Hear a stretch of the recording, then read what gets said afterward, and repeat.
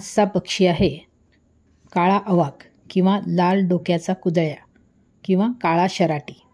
याचे शास्त्रीय नाव स्युडिबिस पॅपिलोसा असून इंग्रजीत याला रेड नेप्ड आयबिस म्हणतात. आकाराने साधारण 65 ते 70 सेंटीमीटर असलेल्या या पक्ष्याच्या डोक्यावर त्रिकोणी आकाराचा लालसर पॅच असतो. डोक्यावर पिसे कमी असतात. याचा रंग काळसर तपकिरी असून चोच तपकिरी, लांब व बाकदार असते. त्यामुळे चिखल व पाण्यातील भक्ष्य पकडता येते. साधारणपणे बेडूक, मासे, किडे, खेकडे, साप, सरडे, गोगलगाई इत्यादी त्याचे खाद्य असते. हे पक्षी थव्याने फिरतात. त्यांचा आवाज अतिशय कर्कश असतो. सकाळी लवकर व संध्याकाळी उशिरा ते त्यांच्या वस्तीच्या ठिकाणी गोळा होतात आणि अतिशय कर्कश आवाजात कल्ला चालू असतो. मार्च ते ऑक्टोबर त्यांचा ब्रीडिंगचा काळ असतो. त्यावेळी ते उंच झाडांवर घरटे बांधतात.